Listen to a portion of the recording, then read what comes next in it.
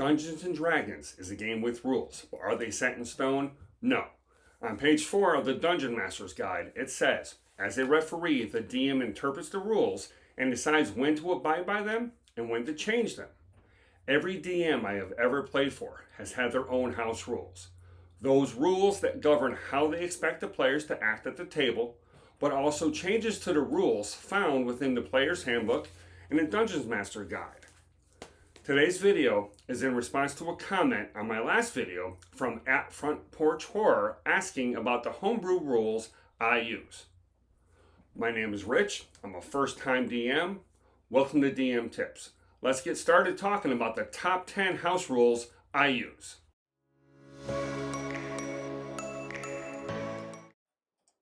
House rule number 10, general house rules. I decided to lump some of my general house rules I have into my number 10. These mainly deal with player etiquette. Respect the other players. Don't tell them what they should do. Don't tell them they picked the wrong spell or that there was something better. Also, all players are welcome at the table, no matter race, ethnicity, gender, sexual orientation, or neural status such as ADHD or autism. The fastest way to be asked to leave my game is to not respect the other players. Respect the DM. The DM's final say about rules and what happens at the table. Disagreements are fine, but during the game is not the time to spend 20 minutes arguing about a rule. The DM will make the rule, and a further discussion will take place after the game if needed. Also, the DM will spend lots of time prepping and setting up for the game, so be on time. Be mindful that while this is the player story, the DM does almost all the work behind the scenes for it. Only roll the dice when the DM asks for one. Don't roll and say, I have a 23 for investigation, when the DM didn't ask you or anyone else for an investigation roll. Let the story happen, which means don't jump the gun with rolls. Minimize time on electronics. This doesn't count using electronics for character sheets or looking up spells or items. I understand some people need to play a game on their phone due to things such as ADHD. All I ask is that you pay attention.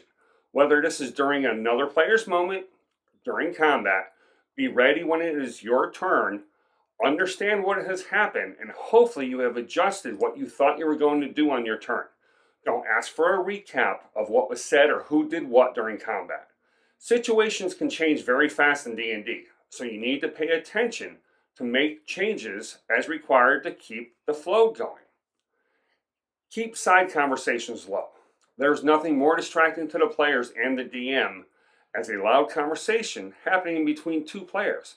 And if someone is having a moment, be quiet and let that person have their moment. A good DM will ensure everyone gets a moment like that, and I know you would want everyone else to respect your moment when it happens, so respect others. Keep metagaming to an absolute minimal. This can be hard, especially for veteran players. But if you are using metagaming knowledge in combat, I may make you make a roll to determine if your character would have known that information, or I may question why your character used ABC spell when it always uses XYZ spell as its first attack. I plan on doing a video on metagaming in the future. House rule number 9, player planning during combat. Combat can be slow and can sometimes be an absolute slog if before each of the players' turns, all the players discuss what the player should do. To remedy that, I have a rule for a 1-minute discussion at the end of each round. I use a 1-minute hourglass. This is when the players can strategize what to do in the following round. During combat, strategizing is not permitted unless something drastic changed and the major enemy died, was banished, was found to be immune or resistant to a type of damage they plan to use. And then it is kept to a bare minimum. This should speed up the amount of time combat takes. House rule number 8, flanking grants a +2 to melee attacks. Flanking is an optional rule found on page 251 of the Dungeon Master's Guide. Basically, when two combatants are flanking an opponent standing across from each other with the enemy sandwiched between them, each player gains advantage on melee attacks. However, if you have strategically minded players, granting advantage will quickly get out of hand, as every roll will soon be at advantage. And as we all know, rolling with advantage increases the chances of a critical hit. My rule grants a +2 to each attack instead of advantage. I have found, both as a player using this rule and as a DM using it, the +2 is better balanced and increases the likelihood of a hit by the combatants just enough to not be too crazy if used all the time. And yes, if the players can do this, so can their enemies, so it's not just for the players. House rule number 7, drinking a potion as a bonus action or an action. According to page 139 of the Dungeon Master's Guide, drinking a potion requires an action. In my game, pouring a potion down the throat of a downed party member requires an action. However, when drinking a potion yourself, you have 2 options. 1, drink the potion as a bonus action, and if that potion has a die roll, say like a healing potion, you roll for the amount of healing. Or 2, drink the potion as an action, and if that potion has a die roll, you automatically gain the max amount possible. As a player and a DM using this rule, I have found giving the players this option, especially in combat, makes the players make a choice. Use their action to heal the max possible, or hope for the best on a roll. I have had my players do both, all depending on just how much healing they need and whether they thought healing was more important than doing something else with their action. House rule number 6, gaining exhaustion if dropped to 0 multiple times. There was one big issue in D&D 5e in regards to a PC dropping to 0. There is no penalty for a PC dropping to 0 during combat and then immediately having healing word cast on them for minimal hit points so the PC's back up, only to immediately drop to 0 again on the next turn. This boomerang effect is why healing word may be the most broken spell in the game, but that's a video for another day. To counter this, I have a rule that for every other time a PC drops to 0, they gain 1 level of exhaustion. Doing it every time would be too rough, as gaining 6 levels of exhaustion and outright dying could happen quickly. Every other time makes dropping to 0 often something to avoid, as recovering becomes harder as you begin to gain disadvantage on saves, etc. I believe this brings a little realism to the game, because if you go unconscious and pop back up, you will start to lose ability to do things and focus on tasks. I have had this happen to players in my game, and I have only had a player gain a level of exhaustion once. And it was only 1 level, as the combat ended soon after. My players seem to enjoy this rule so far. Also, a short rest can remove 1 level of exhaustion gained in this manner, while a long rest removes 2 levels. Levels of exhaustion gained by other means are only removed 1 level per long rest at a time only after the levels of exhaustion caused by dropping to 0 are removed first. House rule number 5, resurrection rules. In my game, I use Matt Mercer's resurrection rules. Link in the description. I slightly modify it though so that even Revivify out of combat requires the skill checks and dice rolls as described. My players have used this twice so far, and both times I rolled the bare minimum to bring the player back, a 4 and an 8. And the player, it was the same player whose character died both times, agreed to come back, once as the same character and once as a resurrected version. I love using these rules as it brings roleplay into the moment, encourages all the players to join in, and it adds a bit more randomness to it than just casting a spell and it automatically working. Death in 5e is pretty much unheard of once the party reaches level 5, unless you use Mercer's rules. House rule number 4, counterspell. I have always had issues with counterspell. It is a very powerful spell, but it is only a 3rd level spell. My house rule regarding counterspell can be a little complicated to explain, but it's much easier when you see it used. As designed, counterspell can be cast as a 3rd level spell to immediately cause any spell, 3rd level or lower, to fail. And if you cast it at a higher level, it can be used to cancel a spell at that level or lower. That's all great, You want to cancel a 9th level spell? Just counterspell at 9th level. No issues there. My problem comes with the last part of the spell. All you need to do to cancel a spell of 4th level or higher, if you don't want to upcast the spell, is to roll a die. Add your spellcasting modifier to it, and beat a DC of 10 plus the spell's level. This is what makes Counterspell too overpowered for a 3rd level spell. In theory, you can counter a 9th level spell with a 3rd level spell if you beat a DC 19. So, a player can cast Counterspell at 3rd level, roll a 14, add their plus 5 intelligence modifier, and that 9th level spell is countered. While it makes for a great moment, it makes Counterspell too overpowered. In my game, I have the following. If using a Counterspell, the player will make an Arcana check to see if they know the spell and the level being cast.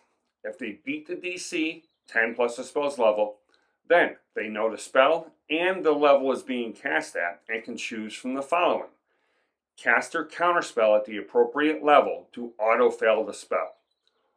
4th level to cancel 4th level, etc. Or have the caster make a concentration check, DC plus the spell's level. And if they fail, the spell is lost. This is done the same way they would make a concentration check to maintain concentration. So, advantage does apply if they have that. If they don't meet the DC, 10 plus the spell's level, then they don't know the spell, if it's not a spell they have, or the level it is being cast at, and can choose from the following. Caster Counterspell at whatever level they choose, and the spell will auto-fail if they chose the right level, 4th to cancel a 4th, etc. Or, as before, have the caster make the concentration check of DC 10 plus the spell's level, and if they fail, the spell is lost. And again, advantage would apply if it's there. My players have enjoyed this rule, as it balances the power of the counterspell. After all, if the players can use the spell, the DM can too, and this rule applies to the NPCs. The next 3 rules are what I consider to be the most important house rules I have, solely because they deal with keeping the group dynamics stable and to prevent infighting between the players. House rule number 3, there is no such thing as a Killstealer. This is D&D, and it does not matter who gets credit for the kill. Rule number 2 will cover another reason why it does not matter. Yes, some players have abilities that trigger if they drop an enemy to 0, but with this being a cooperative game, the end goal is to finish combat as fast as possible, and focusing attacks is usually the proper strategy. So the barbarian may drop the enemy to close to 0 in one round, then on the next turn the ranger hits that same enemy with one attack and gets the kill. This is how combat should work in a cooperative game. Also, because I use milestone leveling instead of XP, there's no XP bonus for getting a kill. And even if I used XP leveling, there still wouldn't be a bonus for a kill due to the cooperative nature of this game. House rule number 2, all loot belongs to the party. All loot found on an enemy, in a room, or in a chest belongs to the entire party. This includes if, say, the rogue goes off on his own and opens a chest without anyone else in the party seeing it. It is then up to the party to discuss who would benefit most from an item and who each item should go to. The previous rule and this rule all lead into my final and most important house rule I have. House rule number 1, absolutely no PvP. There is no PvP, player versus player, allowed at my table. The only exceptions are if a player is charmed by an enemy or has a cursed item that forces it to happen. Player versus player conflict is the quickest way to break up a party, and sometimes even real-world friendships. Stealing from the other PCs, trying to fight the other PCs, none of that's allowed. If you want to play the stereotypical edgelord rogue that is trying to always steal from the other PCs, find a different table. I have personally seen PvP conflict and campaigns, and put strains on real-world friendships. The party members may not always agree on what to do in the world, but the party members need to trust and support one another to survive the campaign. Let's go back and look at Front Porch Horror's last part of their question. They asked, what are some guidelines for making homebrew rules fair? Basically, the only guideline for making homebrew rules fair and balanced is to test out the rule in gameplay. See how the rule you made is used during a game. When being used in gameplay, ask yourself the following questions. Is it worse than the original rule you changed? Is it very hard to use?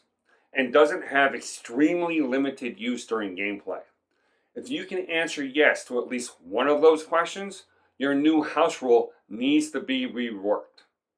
With any rule, you want to be sure it is balanced, that it doesn't favor one side or one type of character much more than the others, and that it serves a purpose by making the game better. House rules are great. They can improve the game when done correctly, or they can address an imbalance in the game. However, done wrong, and they can derail a game quickly. The key is to don't start making rules until you've tried the original rules out. This way, you know what needs to be changed and how. If you create your own rules, keep in mind balance and fairness. Chances are someone has already made a house rule that fixes what you think is broken. So Googling house rules for D&D 5e may be the best place to start. Also, be sure you discuss any changes to rules with your players, either during session 0, or if you plan on changing a rule after your campaign has started, discuss it with them before the next session. Listen to their feedback. They may have a better way to do the rule you are wanting to change. Thanks again to @FrontPorchHorror for the great comment and suggestion. Thanks as always to Kay Marie. She is the artist behind the logos you see here on my merch site and my Facebook page. If you want to give me further support, consider buying something from my merch site. There are many great items there, such as shirts, hats, cups, and stickers. Also, follow my Facebook page. I give daily DM tips as well as other updates such as what happened in my campaign that week. Links to both the merch site and my Facebook page can be found in the description below. And finally, please share this video and my links with other DMs you may know. Keep commenting about what topics you would like to see covered in a future video, and please leave a comment with any house rules you have used, the good and the bad ones. I would love to hear what you have experienced for house rules, either as a DM or as a player. Remember to like, subscribe, and ring that bell to be notified when a new video from me drops. Thanks for watching. Now let's roll some dice.